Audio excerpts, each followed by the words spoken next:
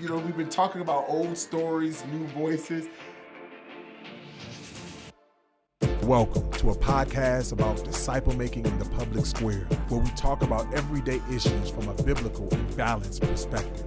This is where life exists. This is Where Life Exists, where we talk about everyday issues from a biblical and balanced perspective. My name is Dahadi Lewis. I am the lead pastor of Blueprint Church and the vice president of the Sin Network. And I'm here with Dr. Johnson. And Dr. Johnson, I found is a good friend of my blood brother, Sho Baraka. I always got to go through that explanation, because his name is Amisho Baraka Lewis. My name is Dahadi Baraka Lewis. We named all of our boys Baraka, but we just found that out literally right before we got on. So, brother, welcome. He's a former president of Tuskegee University. He is now in Portland, Oregon he's the president of the Warner Pacific University. And so we're excited to have you on to talk about today a controversial, a good, a beneficial, a brother, Du Bois, right? W.E.B. Du Bois. So welcome, brother. How are you doing?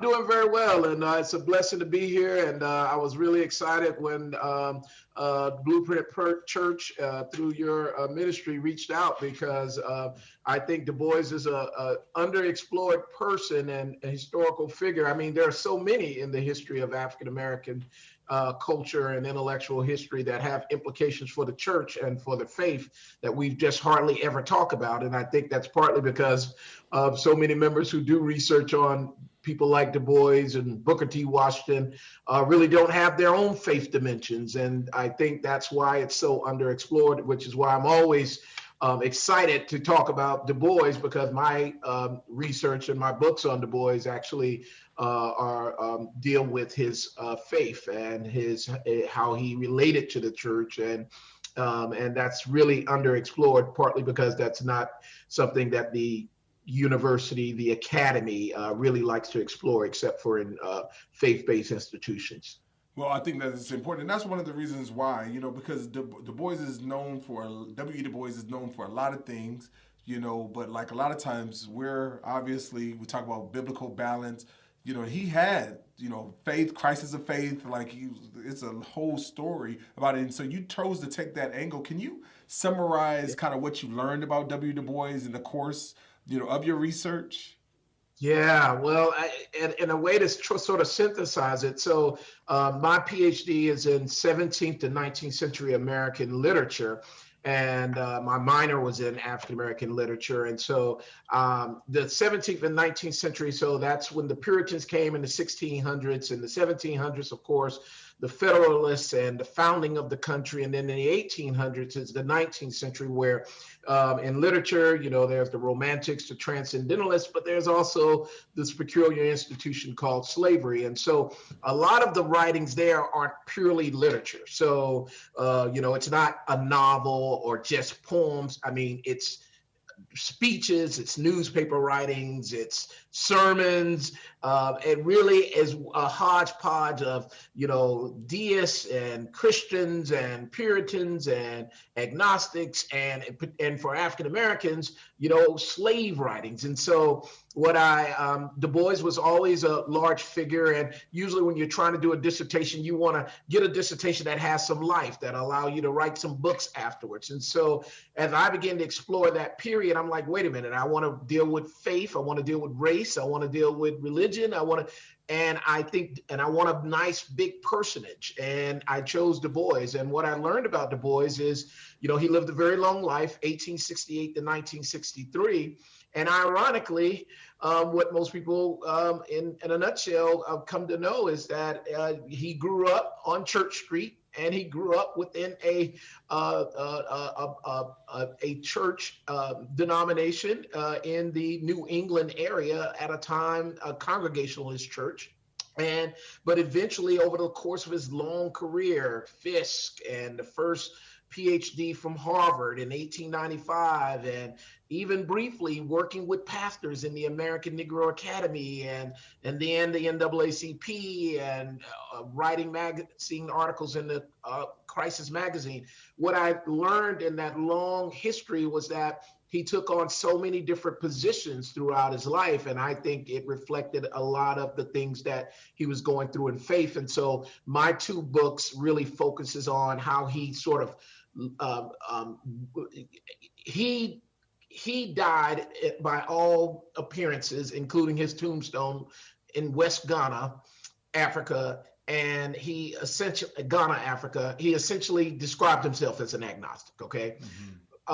So I'm not one to assess anyone's faith. That's what Du Bois says. And so one of my books explores his movement towards agnosticism. And it was a long movement, and eventually joining the Communist Party, which one of the main items of the Communist Party was no God. And that's one of the big challenges of his legacy in some cases. But on the other hand, most people talk about, we look at Black history, all the protest writers and everybody standing up for Black rights. Yeah, Du Bois was in that space too, but Du Bois was also in this other thread of African-American history where Booker T. Washington and Du Bois, they weren't just rivals. They talked about what do we need to do within, and that's called reform writing, meaning what are the things we need to do inside our community, not just what we need to say against white people, but what are we not doing? Our families, our health, our hygiene.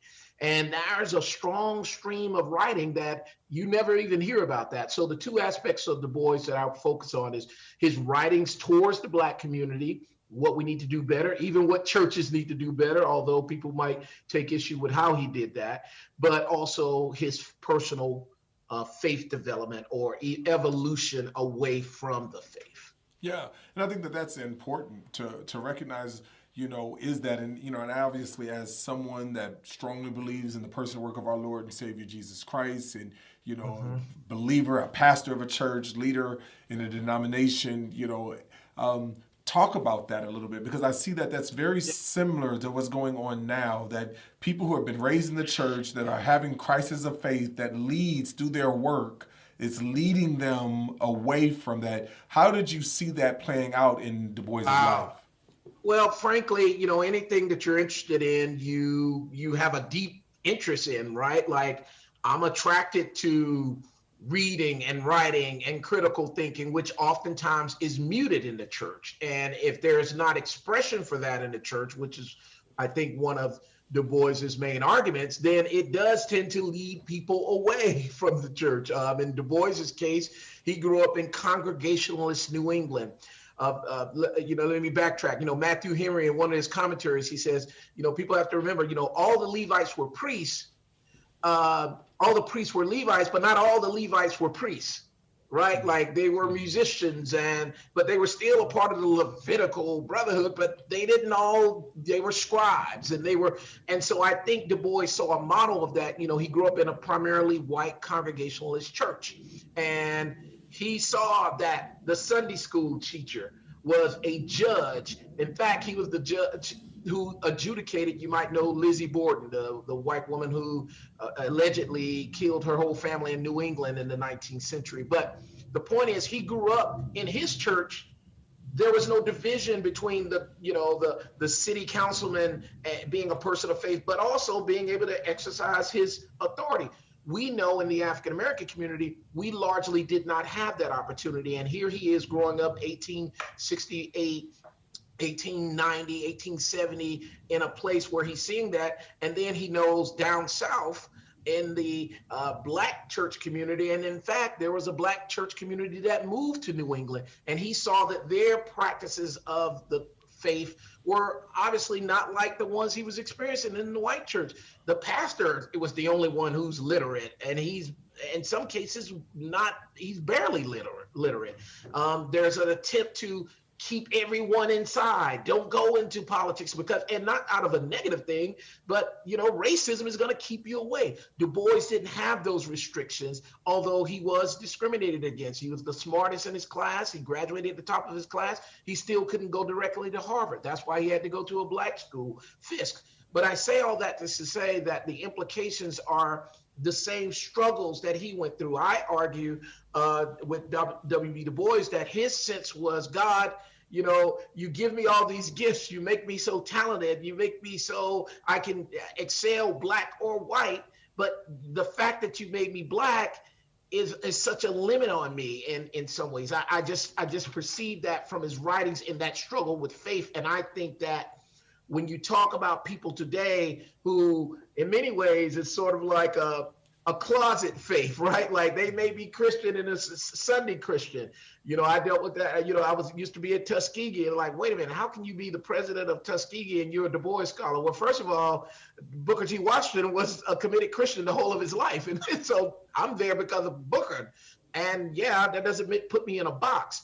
However, I see that in now our contemporary church, especially some African Americans, many African American intellectuals, they don't see that there's sufficient support in the church space. Yeah, no, what you said I think is critical. And I think what I'm hearing is because of the lack of off-ramps that the church has given, it has created, and may have, we don't know for sure, but it may have been one of the reasons why Du Bois, because he did not see a place to express what God has deposited in him in a way. And so like we see that in the same way. And oftentimes, like you go from even Martin Luther King's day in his period, right, to now, and you see the church is that because in a lot of ways that we have limited, like a faithful, healthy Christian is just only people who like serve on the host team, preach God. It's just like there's the very few limitations of what we can see in terms of expressing. Or you can go overseas and be a missionary, but it's just like what does it look like? What does our faith look like in law? What does our faith look like in,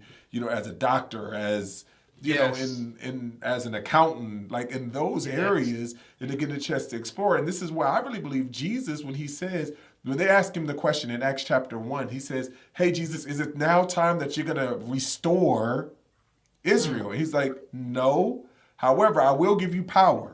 Right? And the power I give you is to be my witnesses. And that power will be in Jerusalem, Judea, Samaria, and to the ends of the earth. That my power is going to be able to infiltrate any system, any society, anything. And I think that as believers and as a church, that many of us as African Americans, we are experiencing a crisis of faith because we can't see our faith being expressed in anything other than the four walls. And I think, and again, not saying that I'm not going to project that on Du Bois, but that is something that I see. And one of the reasons why I thought this topic was important. So it feels like oftentimes as a minority that I either got to go the way of Du Bois and a deist, or I got to go the way of the Christian who's just going to live in the church.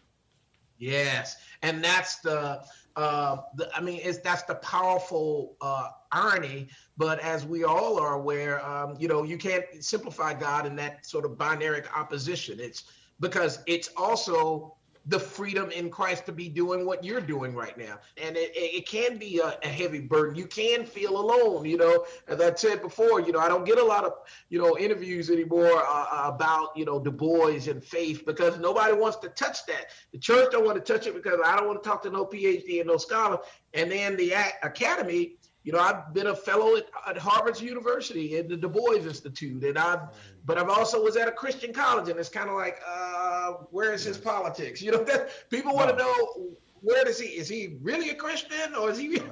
And honestly, that comes with the territory of the faith. And what I love about what you're saying, and let's explore that a little bit. We've got a few more minutes, but when we talk about this, you talked about one of his contemporaries, Booker T. Washington, right?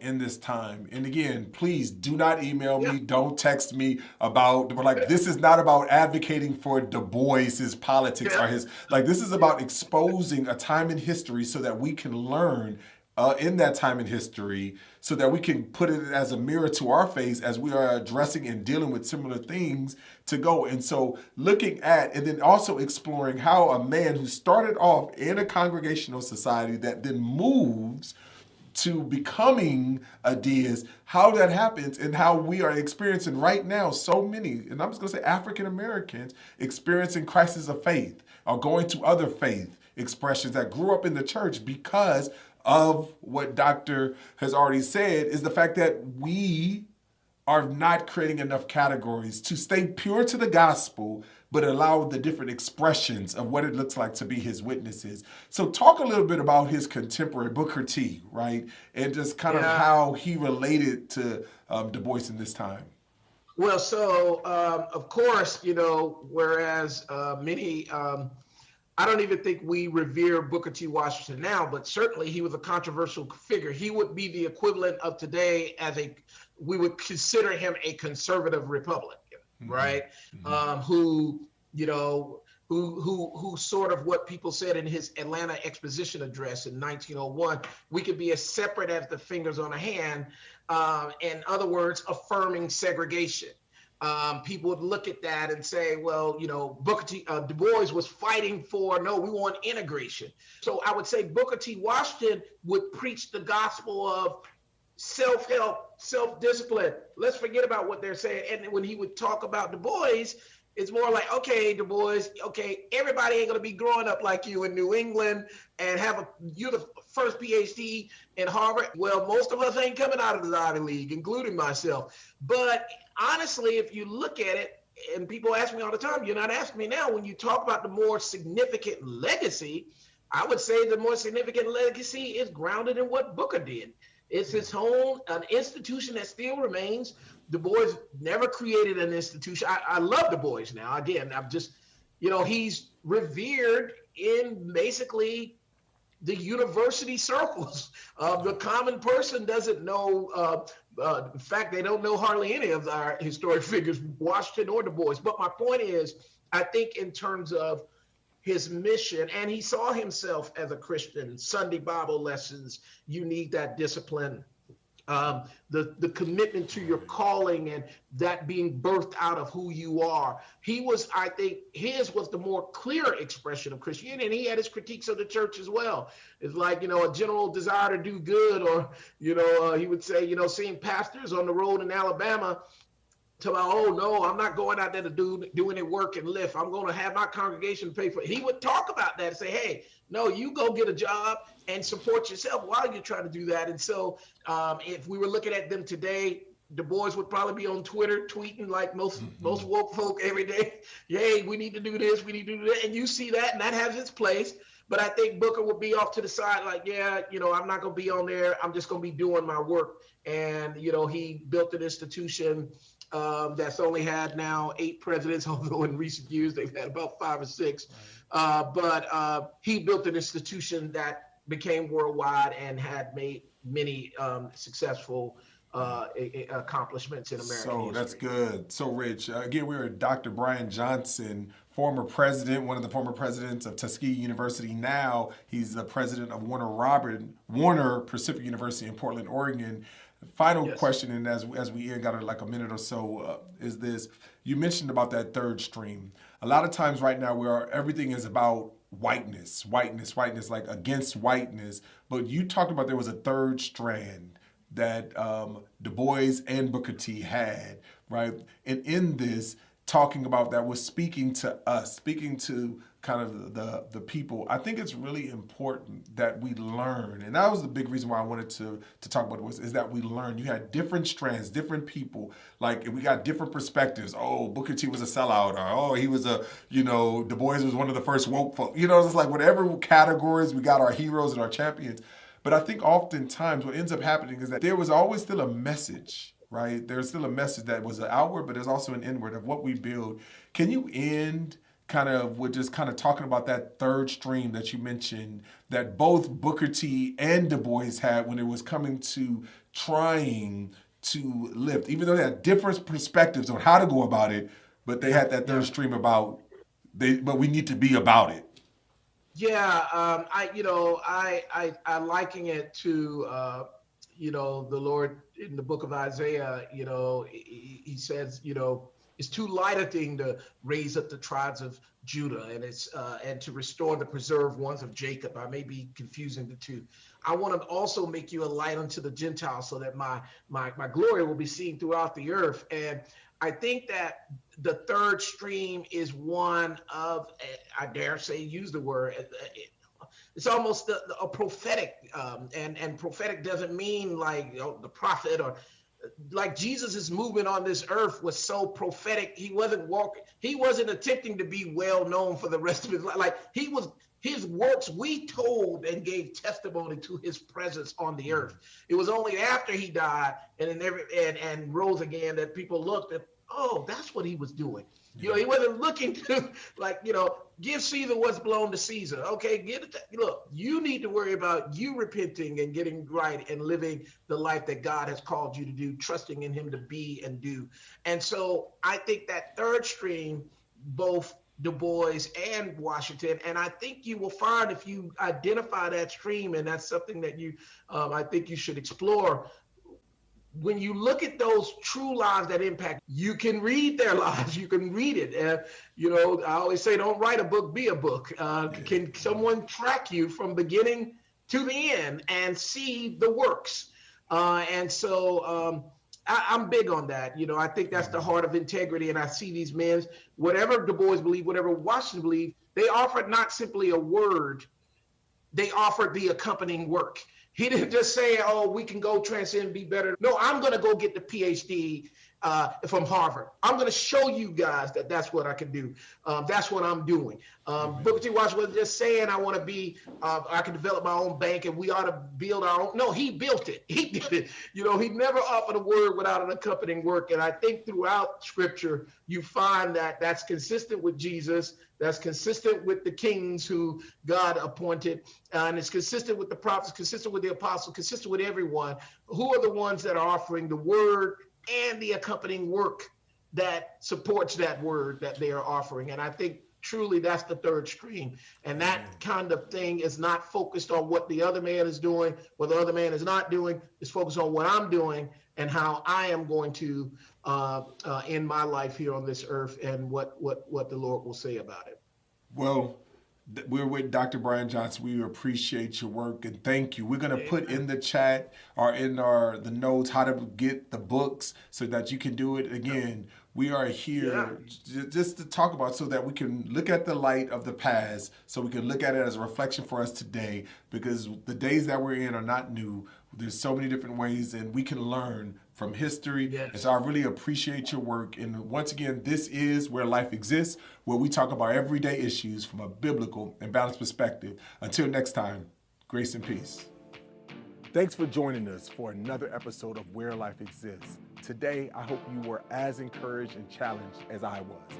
Don't forget to like, share, and subscribe to our channel to stay up to date with our newest videos. And if you have any old stories you'd like for us to share about, be sure to leave a comment below.